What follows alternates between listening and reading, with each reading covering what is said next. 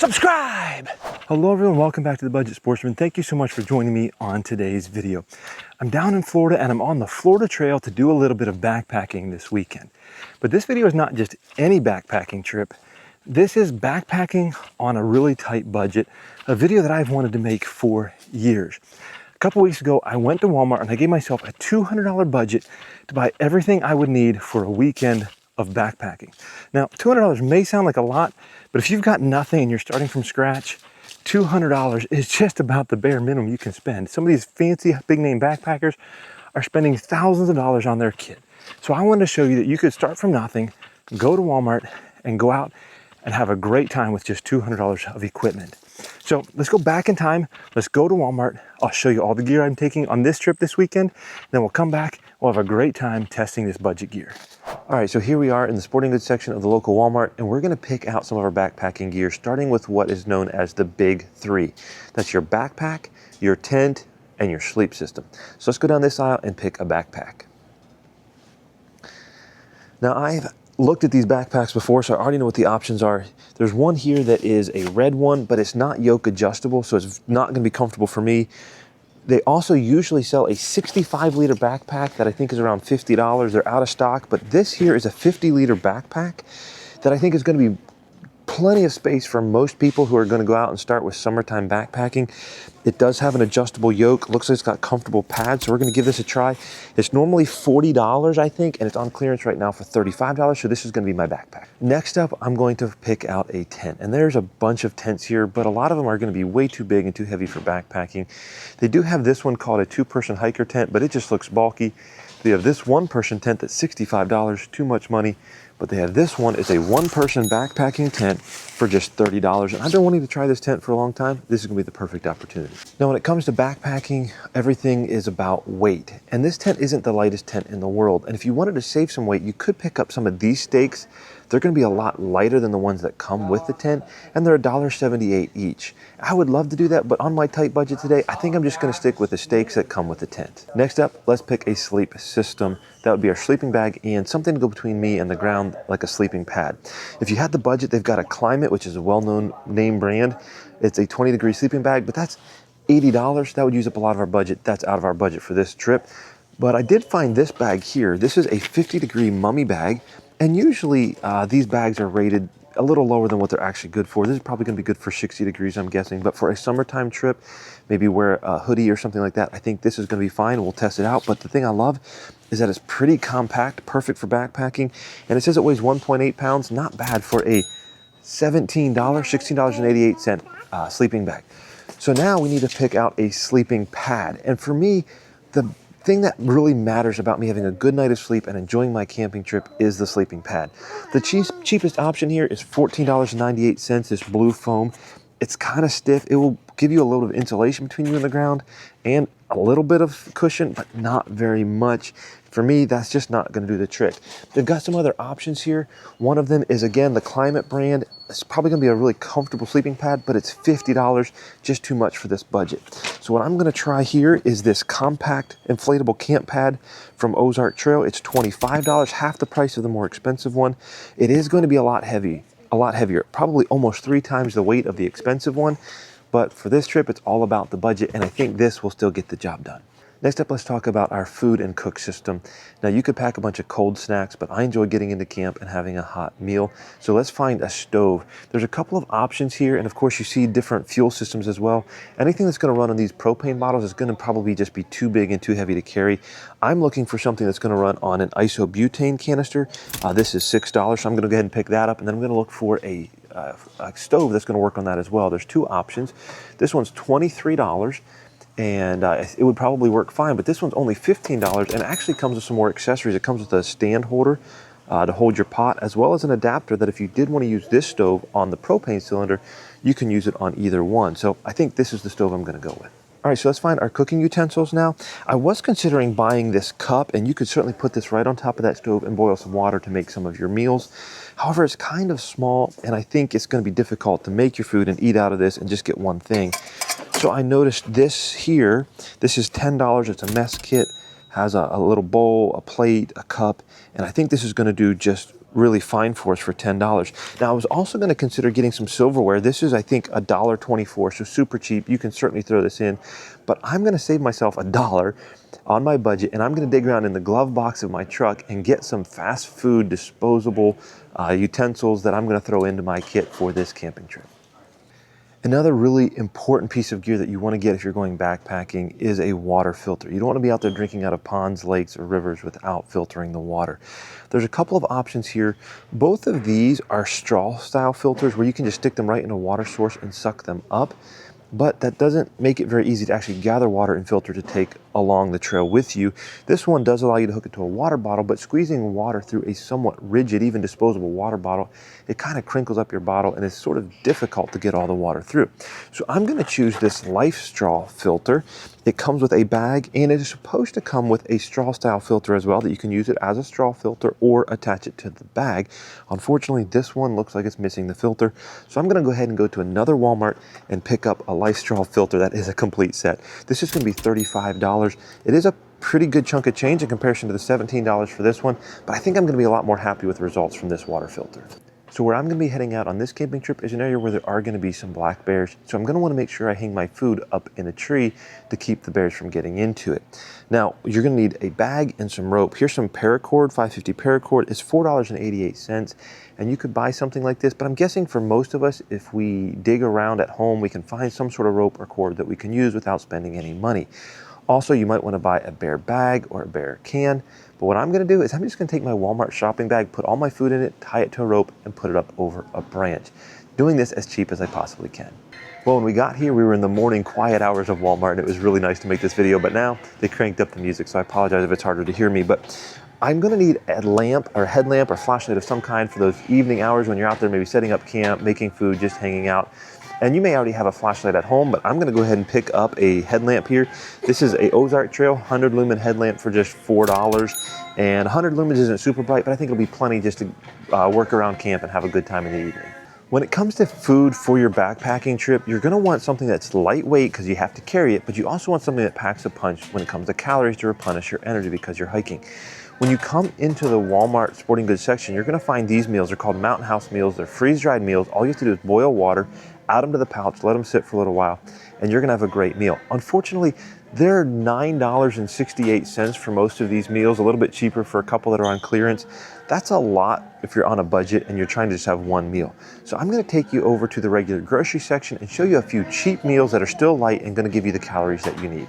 So I picked out some of my favorite budget backpacking foods here to show you. One is ramen. Now ramen is a lot of calories for just 3 ounces of weight that you're carrying, and it can make a great, awesome backpacking food. Another one is instant mashed potatoes. These don't have as many calories for the weight, but still taste really good. And an awesome meal that I love to do is called a ramen bomb, which is mixing ramen and instant mashed potatoes and some sort of meat. Usually I'll use something like one of these little Spam packets. These are less than $2. I think the ramen's 30 cents and the mashed potatoes might be like $1, $1.50. And so these are awesome. I do recommend getting the little individually packaged Spam, not something like a heavy can container that you would have to carry. You could also get something like chicken to put in it. These are $1.78 as well, I think, for a little package of chicken. And then the last item I'll mention here is Knorr rice sides. These, again, they're less than $2, maybe $1.28, $1.50, and they're easy to make with hot water, and they taste really good, have a lot of flavor, and again, you can add some sort of a packaged meat in them if you want to. All right, so there is one more thing that I need to pick up before we head out on the trail. Earlier, I picked up a water filter, but I need something to filter that water into. And so I'm gonna pick up this 1 liter water bottle. I wanna make sure it's at least a liter to have plenty of water between water stops and refills. But this will get me started, and then when I need to refill, I'll find a water source and use the filter to refill this bottle, and I'll only ever have dirty water in the bag that came with my water filter. I think we've got everything we need now, so let's head out on the trail and go backpacking with our budget gear.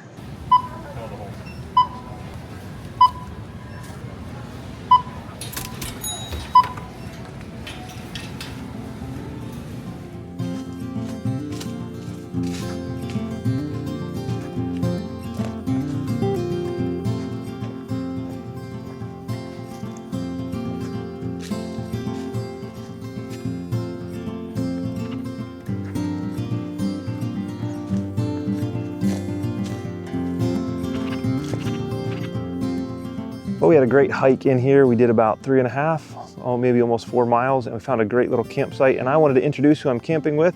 This is Ben. Ben is an experienced camper, right? Yeah. Sure. And this is Joe. Joe is a first-time backpacker. And I asked him if he wanted to come along, and he agreed. And so he actually went to Walmart, bought some of the same gear I'm using. So he's going to be testing it as well from the perspective of a first-time backpacker. But he also bought some things that were a little bit different. And so maybe later in the video, he'll give you some of his feedback on the gear he's using as well. We're going to sit here and enjoy an absolutely beautiful evening in the Ocala National Forest.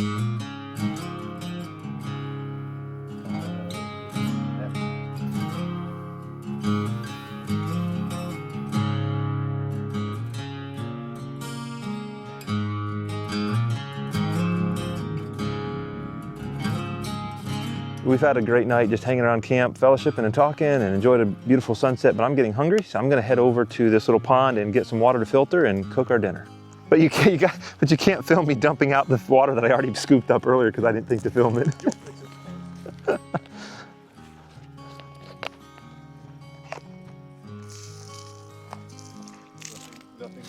Nothing to see here.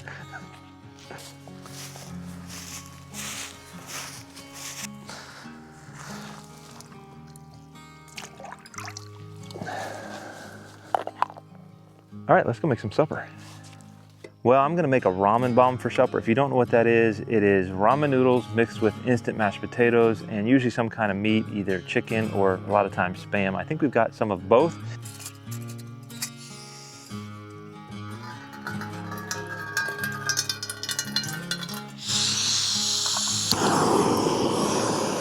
I will say this pot feels a little tippy on top of this stove, but we're getting it done. I enjoy this part too, actually. I'm not a cook by any means, but I enjoy just making a meal when I'm sitting out here in the middle of nowhere. In the meantime, here we go. We've got the ramen bomb, chicken flavored ramen, is that correct? Yes, I think it's even creamy chicken this time. Creamy chicken flavored ramen, loaded potatoes, and maple Spam. You ready, Ben? Yeah. Here we go. That's intriguing. Ben, what do you think? I can eat this almost every day. Mm-hmm. My initial impression was it is a symphony of flavor and texture. And then the maple Spam kicked in, and it became a cacophony of flavor. A subtle difference. A symphony, a veritable cacophony of flavor. The ramen bomb, aptly named, I think.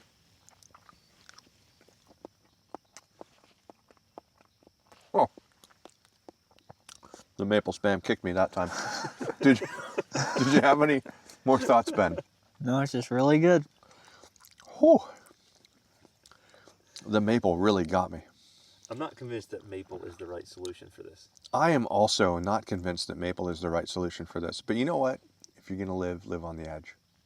Well, what you just heard was from my friend Joe K and his famous Joe K Eats, where he reviews food from all over the place, including Scotland. So I'm going to enjoy my food now, and I personally quite enjoy a ramen bomb when I'm camping. But if you want to see more Joe K Eats, I'll put a link somewhere up in the corner or down below so you can go see more of Joe K Eats. All kind of fascinating food. Well, we've had a wonderful night out here. Just spent so much time just sitting around fellowshipping and just had a really, really great time. Probably my favorite thing about backpacking is just sitting around fellowshipping, watching the sunset, getting around the fire, whatever it is. We've just had a really great night. I'm getting ready to go to sleep now, and I just want to give you a little bit of a look at this tent. I am 6'1", and if I sit up straight, I'm definitely rubbing the ceiling. But if I kind of just slouch down a little bit, I've got enough room in here. It's tight, but it's cozy, I guess you could say. But for now, I'm going to go ahead and get some sleep.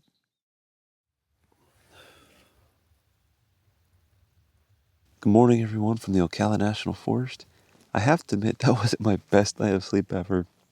I did get a little bit cold last night. I'll say more about that later. But for right now, I hear the other guys up and moving around. I'm going to get up and have some breakfast.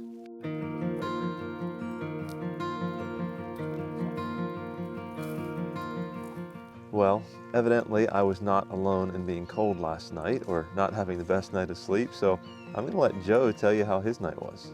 the first backpacking camping experience was, I found adventure. So I got back into my tent, took my shoes off, took my socks off, climbed into my sleeping bag, started to feel a little bit warm, and by warm I don't mean like, but like less cold. And that lasted about 10 minutes, and then the cold set in, and it became evident that the 50-degree rated sleeping bag was not rated for 50 degrees, at least with the apparel that I was wearing. I will say that the sleeping pad that I was on made all the difference in the world.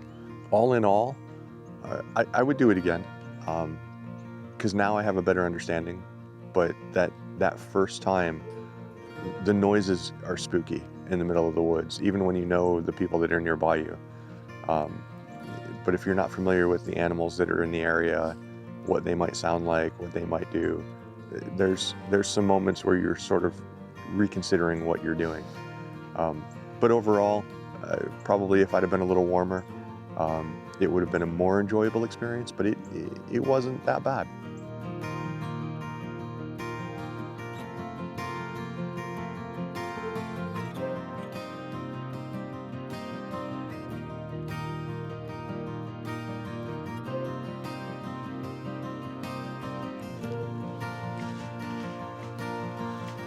I wanted to mention a few things that I did bring on this trip that I didn't necessarily purchase from Walmart or I didn't show you earlier in the video. First of all, if you're going to come out here, you want to make sure you practice good habits of leave no trace, and that comes to your bathroom responsibilities as well. Now, this is not a camping trowel to bury that. This is just a gardening trowel, but it was 97 cents, and it's relatively lightweight. So that's one thing that I didn't show earlier in the video. I picked that up on a second trip to Walmart. Another thing that I didn't mention or we didn't buy from Walmart are these chairs we're sitting in, and that's because my friend Joe had them in the back of his truck when we got to the trailhead, and he said, I've got 3 of these, should we bring them? I said, yes, that's going to be a lot more comfortable, but you can absolutely come out here and sit on a log and still have a great time. I also brought a small pillow that was my daughter's pillow that I kind of borrowed because it was so compact. And that made it comfortable, but I think Joe just used his sweater, balled it up, and put it under his neck, and that works as well. All right, so what I want to do here is give you a really rapid fire review of some of the gear that I used on this trip. This is not meant to be a comprehensive gear review because the whole purpose of this video is not so much about the specific gear, but about the fact that you can do this without spending a whole ton of money and get out and have a great time. But I still want to give you some of the thoughts in no particular order on some of the gear that I bought. I am still amazed that Walmart can sell this mummy bag that packs up this small for $16.88. It is super small and perfect for backpacking in that regard, but Joe and I both determined this is not a 50-degree bag. Both of us got cold last night and were probably not well prepared. I will mention that both of us were sleeping on uninsulated sleeping pads, and so that may have played a factor, and we probably didn't bring enough good clothes to stay warm. But if you're hiking in good warm conditions, this is still a pretty good bag. I will mention that for me, if you're much bigger than me, you may feel a little claustrophobic in the mummy bag, but overall, it worked pretty good. Next up, the sleeping pad. If I was to say there was one thing that I might upgrade first if I was going to do this trip, would be the sleeping pad. This weighs 3 pounds, and I just want to show you, Joe decided to buy the Static V, the Climate Static V from Walmart that was $50, and I think he said this was the best money he spent for this trip. He was so comfortable. Now, I will say that this pad was very comfortable, but look at the difference in size and in weight. This weighs just a little bit over a pound, 1 pound and a couple ounces. This weighs 3.3 pounds. Super comfortable. But the other difference is that Joe took, I think, 12 breaths to blow this up, and this took me almost 30 breaths to blow it up. There is one con of the Climate Pad, however, and that is it has a twist-style nozzle to fill it. And so once you start getting some back pressure, you're going to have to blow, close the valve, take a breath, open the valve, and blow. This has a great one-way valve, but also has a secondary valve that you can open to empty the pad. So while this is heavy, it does have some great features. The LifeStraw water filter worked really well. It wasn't quite as quick to filter as some filters I've used in the past, but we're filtering out of a relatively stagnant pond over here, and the water came out clear and tasted pretty good. The mess kit, I didn't even bring the whole mess kit, and it did the job. I don't really have anything too major to say about it, but I want to point out what Joe bought. Joe bought this cup for $5. I think this mess kit was $10. Now, Joe is able to nest his with his Nalgene water bottle, and so it takes up very little space. It's got some nice fold-out handles, and while it looks small, we ended up determining that it is almost the same capacity as this pan right here. It's just in a vertical orientation.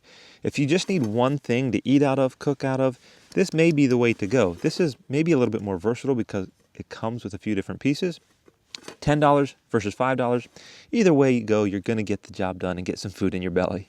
The cook stove and canister set here worked flawlessly. I've used similar stoves to this in the past and they always do a good job, but I was particularly impressed that this one came with the pot stand here, or the canister stand, that made the whole setup a lot more stable. Also came with a pouch that I didn't bring along, but overall, no complaints, and I think a pretty good value for $15. This $4 headlamp is a $4 headlamp. The build construction is not great, but as far as light, it got the job done. It's got a floodlight, it's got a spotlight. My one complaint is whenever you go to turn it off, you have to cycle through all the rest of the modes, including the strobe light, to get it to go off. There's no hold to go off, or once you have it on for a while, then you just hit it once to go off. You got to cycle through all those modes, and going through that strobe mode can be a little bit annoying, but it is a $4 headlamp. Really quickly, I wanted to mention the water bottle. I've used water bladders in the past, but I really enjoyed using the water bottle this time. It's way lighter than a water bladder. It's easy to filter into, and you can get a nice, good amount of water without having to suck through a straw when you're out here and it's hot and you're really thirsty. Finally, the last two items is the backpack and then the tent. And this backpack, I'll be honest with you, for $35, I was impressed. It had enough room for this trip. It's relatively comfortable, a lot of pockets to organize. The padding here is really good. I did notice that something was kind of digging into my back a little bit when I was hiking, and I think it was this part right here, the adjustment for the yoke. But overall, the pack carried pretty well, I thought. Better than my expectations for $35. I also wanted to mention that it comes with this rainfly. And I left my pack outside the tent last night and just covered it with the rainfly. And you can probably see there's moisture on the fly, but not on the pack. And so that's a nice built-in feature for $35. Really quickly, I haven't mentioned this. I brought along this Adventure Medical Kit. I have another video about that on my channel. And finally, the one-man backpacking tent from Walmart. You know, it's not a huge tent. It's a one-man tent, and one-man tents typically aren't huge tents. Brother Joe, though, however, said that he slept in it, and he put his pack in there with him. He put his boots in there with him, and he had plenty of room. I, like I mentioned, left my pack outside, but had room in there for my boots. One thing that I don't care for about this tent is that there's no vestibule. I have other tents that have a vestibule where you can put your pack and your boots inside the vestibule and not have them inside the tent with you. And that is one disappointment with this tent. But I will say it's got color-coded poles and it's super easy to set up, and overall, not too bad. I had no issues with condensation being a double wall tent, and I don't know how wrong you can really go for $30. Well, as I mentioned earlier, the point of this video is not to convince you to go buy the exact same gear from Walmart that I did. Rather, the point is to just encourage you to go out and have an adventure, and don't worry about spending a whole ton of money to just go out and have a good time. In fact, you don't even need to spend the $200 that I did. Ben joined us on this trip and he just brought a big old car camping sleeping bag that he had at the house and a big backpack and loaded his stuff in there and made it work. Joe, this was his first time. He used a backpack he had around the house and another kind of a bag that he carried on his front. He spent maybe $100 on the tent, sleeping bag, and sleeping pad, and he got out here and had a great first experience. So whatever your budget is, you can make it work. Find the gear for the price you can afford and go out and have a really, really good time and make some memories. I hope you enjoyed this video. If you did, let me know down in the comments. And until next time, remember to get off YouTube and get outdoors into God's great creation.